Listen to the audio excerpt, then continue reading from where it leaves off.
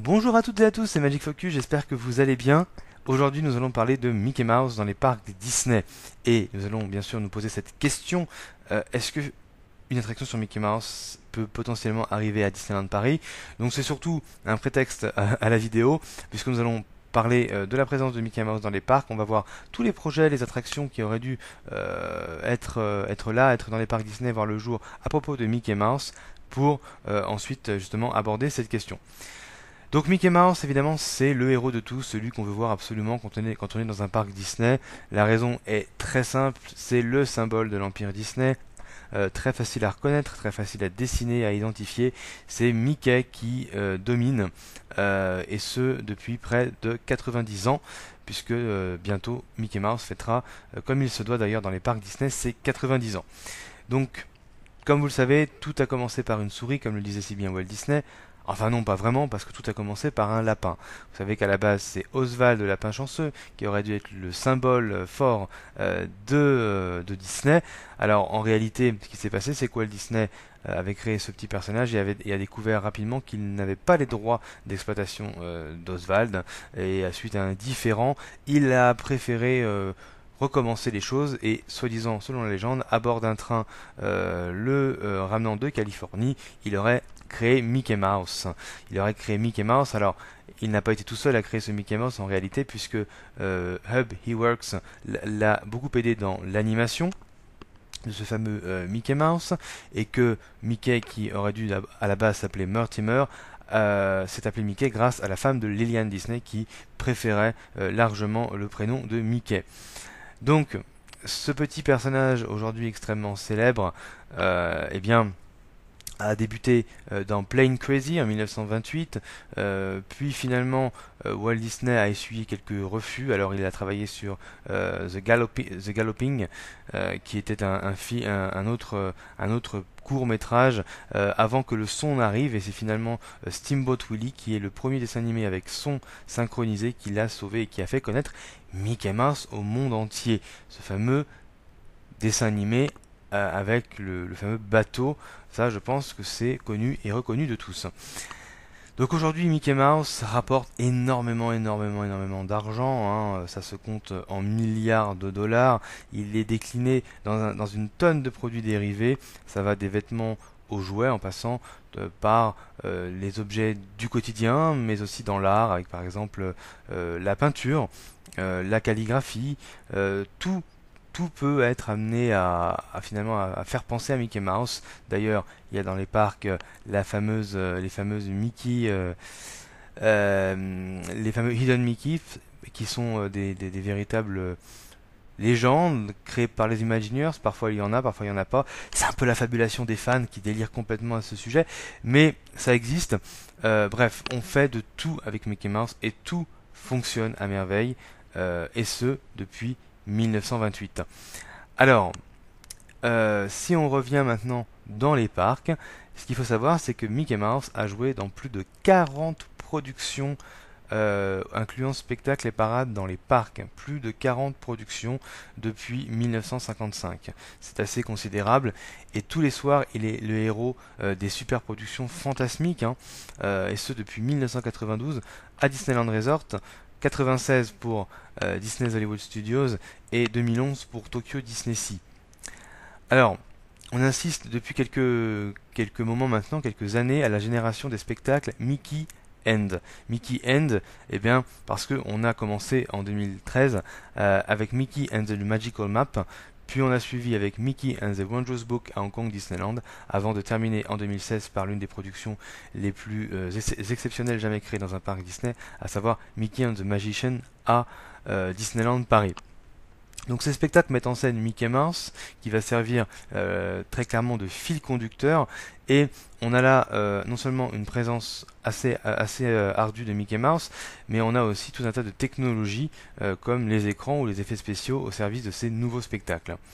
Alors, les idées d'attraction sur Mickey ne sont pas nouvelles, et même de land, puisque le premier land qui avait été imaginé était Mickey's Movie Land au Disney's Hollywood Studios, qui était à l'époque les MGM Studios Europe, et ce dès la fin des années 80 en même temps que la conception du parc.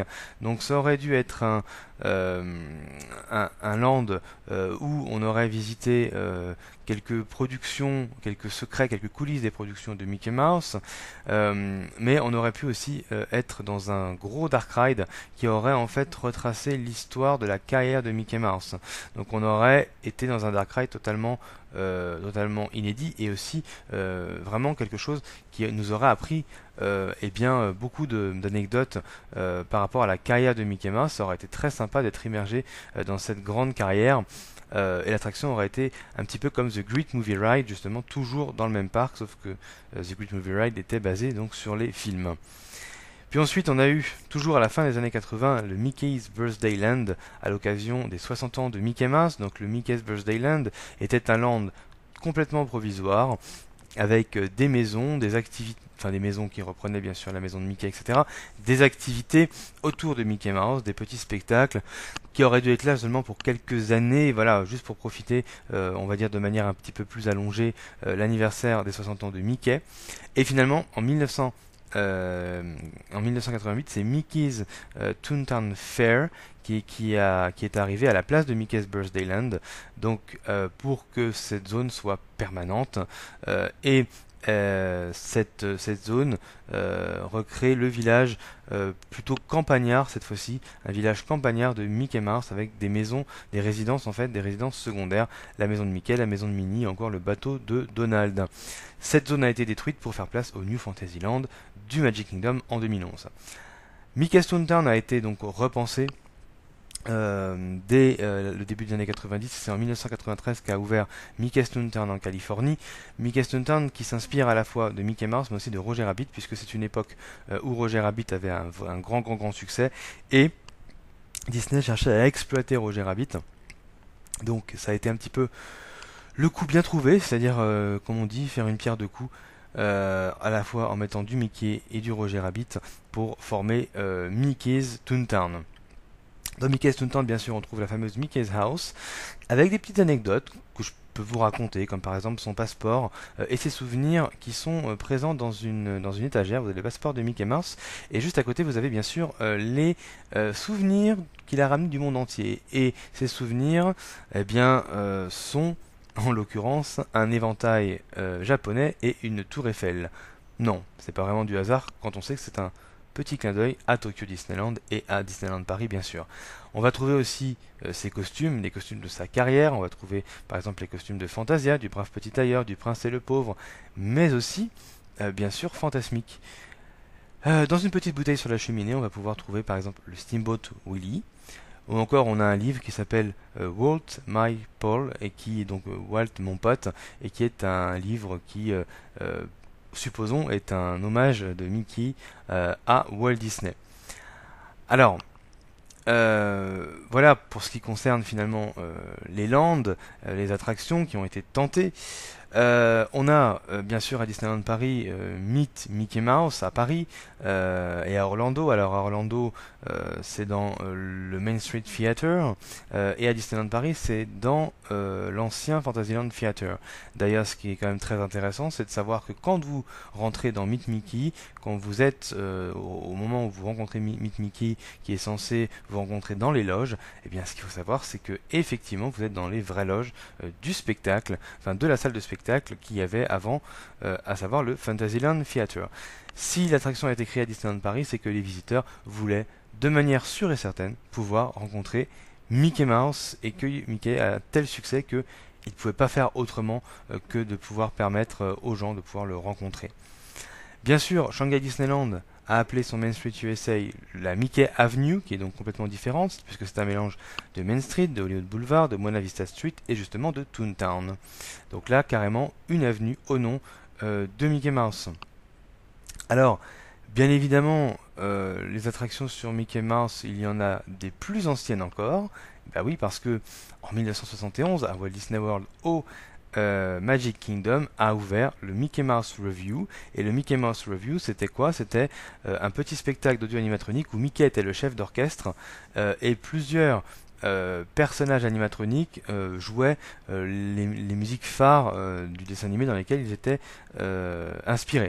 Donc ça c'était plutôt très sympathique, et ce même principe a exactement été repris tout simplement avec Mickey's Filler Magic, un show 4D qui a ouvert en 2003 à Disney World, à l'endroit où il y avait d'ailleurs quelques temps auparavant Mickey Mouse Review, pareil pour Tokyo Disneyland, et Mickey's Filler Magic qui va d'ailleurs servir de nouveauté pour les 90 ans à Disneyland Paris. Et puis, eh bien, c'est en 2017 qu'a été annoncée une toute nouvelle aventure à Walt Disney World, Mickey and Minnie's Runaway Railway, très difficile à prononcer mais peu importe. C'est une attraction qui va être basée sur Mickey Mouse, et là, ça va être une attraction basée sur Mickey, mais très différente de celle qui était prévue à la base, puisque nous n'allons pas revivre la carrière de Mickey Mouse, mais une nouvelle aventure inspirée des nouveaux courts-métrages, les courts-métrages nouvelle génération.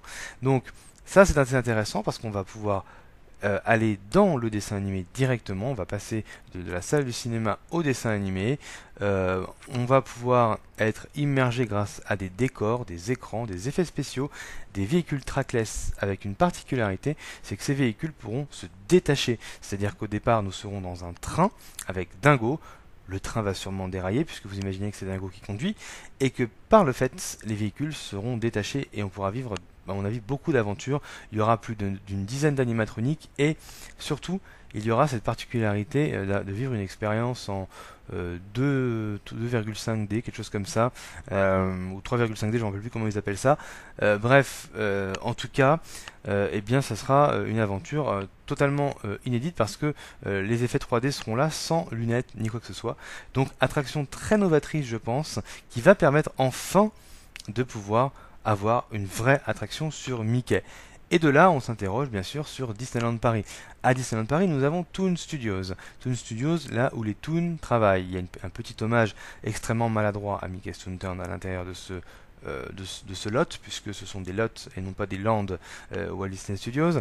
Et pourquoi pas, dans un agrandissement ou dans un remplacement de ride au Toon Studios, pourquoi pas avoir finalement Mickey's and Minnie's Runaway Railway, ça pourrait être cohérent avec le thème, je trouve en tout cas, et franchement ça serait très bien pour Disneyland Paris d'avoir aussi une attraction eh bien digne de ce nom sur Mickey Mouse, qui est quand même probablement l'un des personnages non seulement les plus connus, mais aussi qui est le plus demandé, avec le plus de merchandising écoulé. Donc je pense très clairement que ça peut être une idée très stratégique. L'attraction est en rumeur aussi à Disneyland Resort à Toontown. Donc finalement, je pense qu'on est qu'au début de l'aventure avec ces nouvelles attractions Mickey, et que d'autres attractions sur Mickey Mouse ouvriront dans quelques années dans les autres parcs Disney, et peut-être au parc Walt Disney Studios. Ça serait cool, non? En tout cas, c'est fortement possible, et c'est une rumeur bien sûr parmi d'autres, mais pourquoi pas y penser dans un contexte où effectivement les attractions se développent et où on les duplique pour réduire les coûts, et où Mickey Mouse est toujours au rendez-vous. D'ailleurs, rendez-vous en octobre pour fêter ses 90 ans. Donc voilà ce que je voulais vous dire dans cette vidéo, j'espère qu'elle vous a plu. On se retrouve bientôt dans une vidéo secret et Imagineering. N'hésitez pas à vous abonner, ça fait énormément plaisir, voilà, likez. Et puis merci beaucoup d'avoir regardé en tout cas. Voilà, j'espère que ça vous a plu. À très vite, merci d'avoir regardé et salut.